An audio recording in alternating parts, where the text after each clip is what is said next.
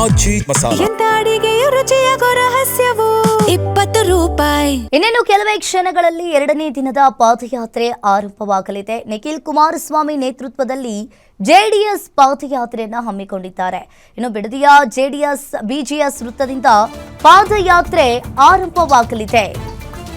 ಇನ್ನೇನು ಕೆಲವೇ ಕ್ಷಣಗಳಲ್ಲಿ 2ನೇ ದಿನದ ಪಾದಯಾತ್ರೆ ಆರಂಭವಾಗಲಿದೆ.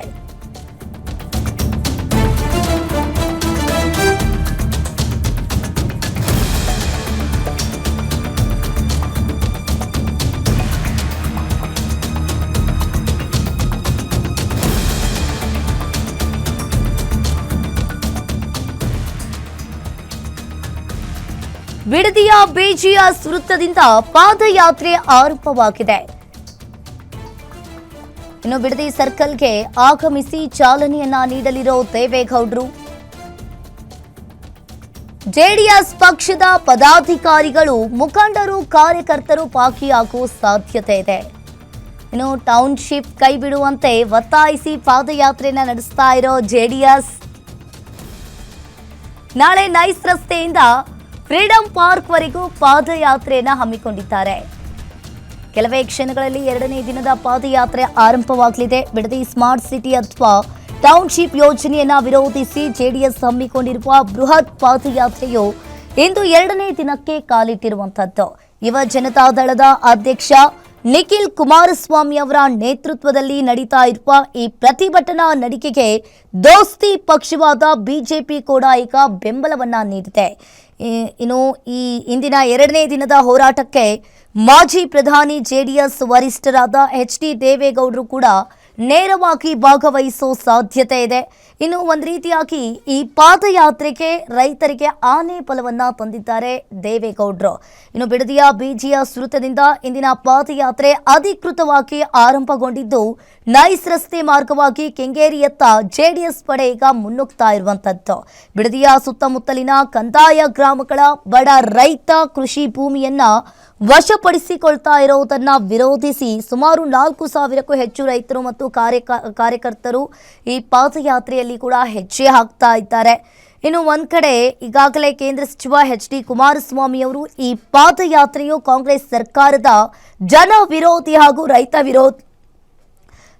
ವಿರೋಧಿ ನೀತಿಗಳ ವಿರುದ್ಧದ ರಣಕಹಳೆಯಾಗಿದೆ ಅಂತ ತೀವ್ರ ವಾಗ್ದಾಳಿಯನ್ನ ನಡೆಸಿದ್ದಾರೆ ಡಿ ಕುಮಾರಸ್ವಾಮಿ ಅವರು.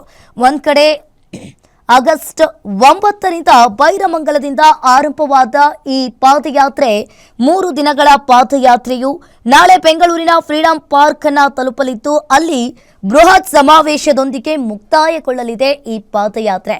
3 ದಿನಗಳ ಪಾದಯಾತ್ರೆ. ಇನ್ನು ಜೆಡಿಎಸ್ 2ನೇ ದಿನದ ಪಾದಯಾತ್ರೆಯ ದೃಶ್ಯಾವಳಿಗಳನ್ನ ಕೂಡ ನೋಡ್ತಾ ಇರಬಹುದು. ಇವತ್ತಿನ ಪಾದಯಾತ್ರೆ 2ನೇ ದಿನದ ಪಾದಯಾತ್ರೆ ಇತ್ತು. ಬಿಡದಿಯ ಬಿಜಿಎಸ್ ವೃತ್ತದಿಂದ ಪಾದಯಾತ್ರೆ ಈಗಾಗಲೇ ಆರಂಭವಾಗಿದೆ. ಇನ್ನು ಈ ಪಾದಯಾತ್ರೆಯಲ್ಲಿ ಸಾಕಷ್ಟು ರೈತರು ಹಾಗೂ ಜೆಡಿಎಸ್ ಕಾರ್ಯಕರ್ತರು, ಬಿಜೆಪಿ ಕಾರ್ಯಕರ್ತರು ಕೂಡ ಭಾಗಿಯಾಗಿದ್ದಾರೆ. ಇನ್ನು ಬಿಡದಿಯ ಸುತ್ತಮುತ್ತಲಿನ ಕಂದಾಯ ಗ್ರಾಮಗಳ ಬಡ ರೈತರ ಕೃಷಿ ಭೂಮಿಯನ್ನ ವಶಪಡಿಸಿಕೊಳ್ತಾ ಇರೋದನ್ನ ವಿರೋಧಿಸಿ ಈ ಪಾದಯಾತ್ರೆಯಲ್ಲಿ ಸುಮಾರು 4,000ಕ್ಕೂ ಅಧಿಕ ರೈತರು ಕೂಡ ಭಾಗಿಯಾಗಿದ್ದಾರೆ ಅನ್ನೋದು ಕೂಡ ಗೊತ್ತಾಗ್ತಾ ಇದೆ. ಇನ್ನು ಒಂದ್ ಕಡೆ ಈಗಾಗಲೇ ದೇವೇಗೌಡರು ಕೂಡ ಇದಕ್ಕೆ ಸಾಥನ್ನ ನೀಡಿರುವಂಥದ್ದು. ಇಂದಿನ 2ನೇ ದಿನದ ಪಾದಯಾತ್ರೆ ಹೋರಾಟಕ್ಕೆ ಮಾಜಿ ಪ್ರಧಾನಿ ಜೆಡಿಎಸ್ ವರಿಷ್ಠರಾದ ಡಿ ದೇವೇಗೌಡರು ಕೂಡ ನೇರವಾಗಿ ಭಾಗವಹಿಸಲಿದ್ದಾರೆ. ಬಿಜಿಎಸ್ ವೃತ್ತದಿಂದ ಈಗಾಗಲೇ ಆರಂಭವಾಗಿದೆ. ಬೆಳಗ್ಗೆ 9 ಗಂಟೆಯಿಂದ ಈ ಪಾದಯಾತ್ರೆ ಆರಂಭವಾಗಿದೆ.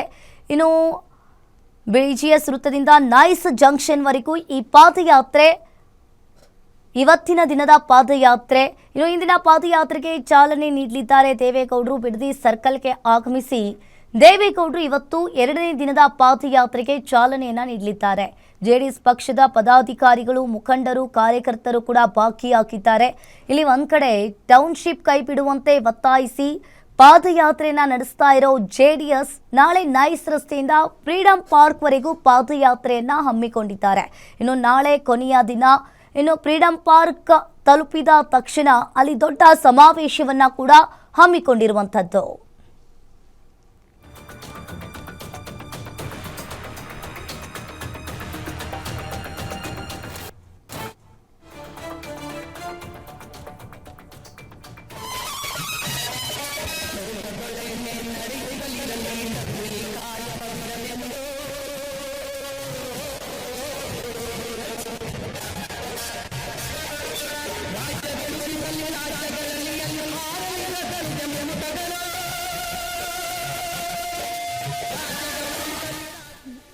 ಇನ್ನೇನು ಕೆಲವೇ ಕ್ಷಣಗಳಲ್ಲಿ ದೇವೇಗೌಡರು ಕೂಡ ಭಾಗಿಯಾಗಲಿದ್ದಾರೆ. ನೀವು ಕೂಡ ದೃಶ್ಯಾವಳಿಯಲ್ಲಿ ನೋಡ್ತಾ ಇರಬಹುದು, ಸಾಕಷ್ಟು ರೈತರು ಕೂಡ ಈ ಪಾದಯಾತ್ರೆಯಲ್ಲಿ ಭಾಗಿಯಾಗಿದ್ದಾರೆ. ಜೆಡಿಎಸ್ ಕಾರ್ಯಕರ್ತರು, ರೈತರು ಹಾಗೆ ಬಿಜೆಪಿ ಕಾರ್ಯಕರ್ತರು ಕೂಡ ಭಾಗಿಯಾಗಿರುವಂಥದ್ದು. ಟೌನ್ಶಿಪ್ ಕೈ ಬಿಡುವಂತೆ ಈಗಾಗಲೇ ಜೆಡಿಎಸ್ನಿಂದ 2ನೇ ದಿನದ ಪಾದಯಾತ್ರೆ ಈಗಾಗಲೇ ಆರಂಭಗೊಂಡಿರುವಂಥದ್ದು.